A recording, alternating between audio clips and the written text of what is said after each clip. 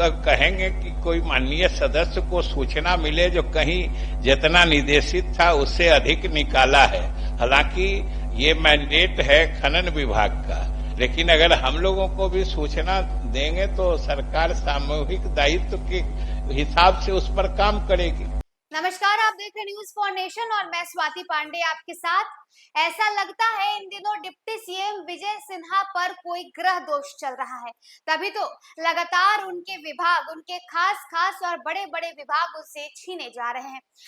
जब बिहार में cabinet expansion हुआ तब उनसे उनका खास विभाग यानी कि पथ निर्माण विभाग छीन लिया गया और अब विजय चौधरी ने विजय सिन्हा के विभाग पर नजर बना रखा है। दरअसल आज बिहार विधानसभा बजट सत्र का 5वां दिन है। सदन की कार्यवाही लगातार चल रही है। सदन के भीतर हंगामा देखने को मिल रहा है, सदन के बाहर हंगामा हो रहा है। जहां एक तरफ विपक्ष सत्ता पक्ष पर सवाल खड़ी कर रही है तो सत्ता पक्ष की तरफ से भी बाकायदा जवाब दिया जा रहा है, यानी कि वार पलटवार का दौर लगातार देखने को मिल रहा है।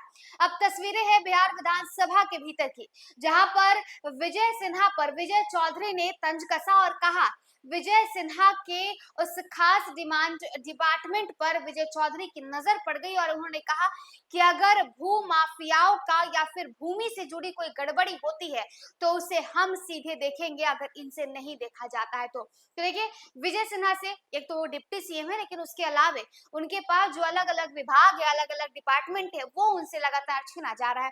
पथ निर्माण विभाग छीन लिया गया कैबिनेट एक्सपेंशन के वक्त और अब बजट के समय विजय चौधरी ने उनके दूसरे डिपार्टमेंट पर, उनके दूसरे विभाग पर नजर बना दिया और कह दिया कि जब उनके से विभाग अगर नहीं संभल रही है, बिहार में अगर भू माफियाओं पर अगर कब्जा नहीं ये कर पा रहे हैं तो आपको कोई अगर गड़बड़ी हो रही है तो हमारे पास आइए, हम इसका समाधान करेंगे। क्या कुछ ये नोक झोंक वाला सीजन देखने को मिला है बिहार विधानसभा के भीतर, जब विजय सिन्हा और दूसरी तरफ विजय चौधरी आमने सामने खड़े थे और विजय चौधरी ने अपनी बुरी नजर विजय सिन्हा के इस विभाग पर डाल दी है। क्या कुछ तस्वीरें निकलकर सामने आ रही है, तस्वीर देखिए। वो 2023 में जो जल की उपलब्धता थी, भूगर्भ जल की बात हम कर रहे हैं, वो एरिया में मापा जाता है जो कितना एरिया में पानी है। तो वो समझिए 81,260 वर्ग किलोमीटर में पानी था। बिहार के भूभाग की बात हम कर रहे हैं और उसके पहले इससे अधिक था, करीब 82,000 था, घट के 81,000 हो गया था।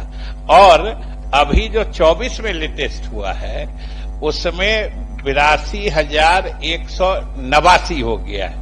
मतलब 929 वर्ग किलोमीटर का एरिया जल भंडारण बिहार के जमीन के नीचे बढ़ा है।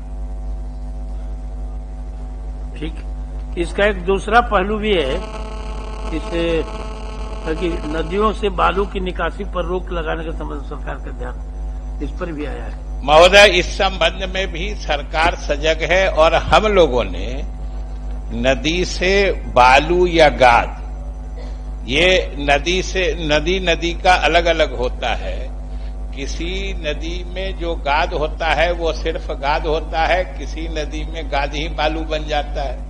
तो उसके निकालने के लिए भी हम लोगों ने एक मानक संचालन प्रक्रिया तय कर दी है कि अगर जिनको बालू निकालने की अनुमति दी जाती है उनको भी किस जगह पर कितने फीट नीचे तक का बालू निकालना है ये उनको निर्देशित रहता है। अगर उससे अधिक करते हैं, अगर उसकी सूचना, हम तो सदन का कहेंगे कि कोई माननीय सदस्य को सूचना मिले जो कहीं जितना निर्देशित था उससे अधिक निकाला है। हालांकि ये मैंडेट है खनन विभाग का, लेकिन अगर हम लोगों को भी सूचना देंगे तो सरकार सामूहिक दायित्व के हिसाब से उस पर काम करेगी। हम लोग भी बताएंगे उनको, जो कानूनी कार्रवाई होगी वो करेंगे। और अगर जैसा सुनील जी कह रहे थे, किसी कुएं की खुदाई, सफाई या उसका मिट्टी या गाद निकाला नहीं गया और कागज पर कर दिया गया, ये भी सूचना देंगे तो सरकार जरूर कार्रवाई करेगी। ठीक, माननीय सदस्य श्रीमती रेखा कुमारी।